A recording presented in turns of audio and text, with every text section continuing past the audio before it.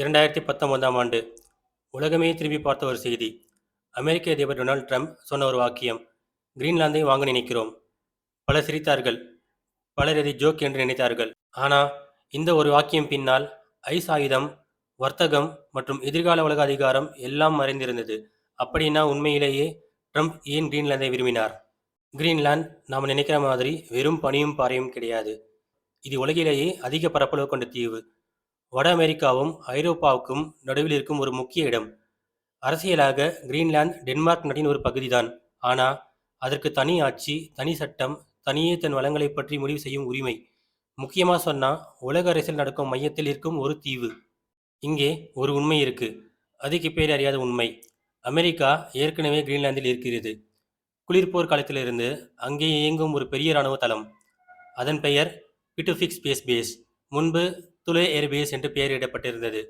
அந்த இடத்திலிருந்து ஏவுகணை எச்சரிக்கை, விண்வெளி கண்காணிப்பு, வடதுருவ பாதுகாப்பு எல்லாமே நடக்குது. அதாவது, ட்ரம்ப் புதுசாக எதையும் ஆரம்பிக்கல. அமெரிக்கா ஏற்கனவே நம்பி இருக்கும் இடத்துக்கு நிரந்தர கட்டுப்பாடு வேண்டும் என்று நினைத்தார்.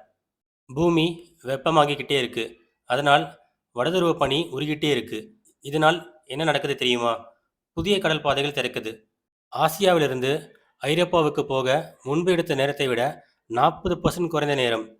யார் இந்த பாதைகளை கட்டுப்படுத்துகிறாங்களோ அவங்க உலக வர்த்தகத்தை, எண்ணெய் போக்குவரத்தை, கடற்படை நகர்வை கட்டுப்படுத்த முடியும். இந்த எல்லாத்துக்கும் கதவு போல நிற்கிறது கிரீன்லாந்து. கிரீன்லாந்தின் மண்ணுக்குள் ஒரு பெரிய ரகசியம் இருக்கு. அது அரிய கனிமங்கள். இந்த கனிமங்கள் தான் செல்போன், மின்சார வாகனம், இராணுவ ஆயுதம், செயற்கைக்கோள் எல்லாத்துக்கும் தேவை. இன்றைக்கு இந்த கனிமங்களை அதிகமாக கட்டுப்படுத்துகிற நாடு சீனா. அமெரிக்காவுக்கு இது ஒரு பெரிய பாதுகாப்பு ஆபத்து. அதனால் கிரீன்லாந்து மீது கவனம் இயற்கையாக வந்தது. ஆனால் நினைவில் வைக்கணும், இந்த கனிமங்களை எடுக்கலாமா வேண்டாமா என்று முடிவு செய்கிறது கிரீன்லாந்து மக்கள்தான். இந்த கதை ட்ரம்ப் மட்டும் சம்பந்தப்பட்டது இல்லை. சீனா சொன்னது, நாங்களும் வடதுருவ நாட்டுக்கு பக்கத்து நாடு என்று டிக்ளேர் செய்தது. ரஷ்யா செய்தது, புதிய இராணுவ தளங்கள், ஐஸ் உடைக்கும் கப்பல்கள்.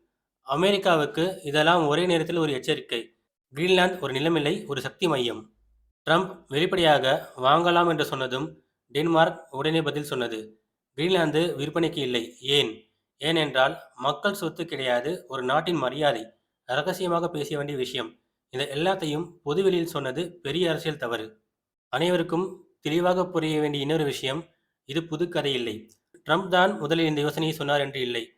1867 ஒரு முறை, 1946 இன்னொரு முறை அமெரிக்கா முன்பே கிரீன்லாந்தை வாங்க நினைத்திருக்கிறது. வித்தியாசம் என்னவென்றால், ட்ரம்ப் அதை பொதுவெளியில் கூறிவிட்டார். முடிவு என்னவென்றால், ட்ரம்ப் கிரீன்லாந்தை விரும்பியது ஜோக் இல்லை. அது பாதுகாப்பு, வர்த்தகம், வளங்கள், எதிர்கால அதிகாரம். இன்றைக்கு பணியாக தெரிகிறது, ஆனால் நாளைக்கு உலக அரசியலின் மையமாக மாறலாம். இது போன்ற பல சுவாரஸ்யமான நிகழ்வுகளை தெரிந்து கொள்ள நம் சேனலை பின்பற்றுங்கள். நன்றி, வணக்கம்.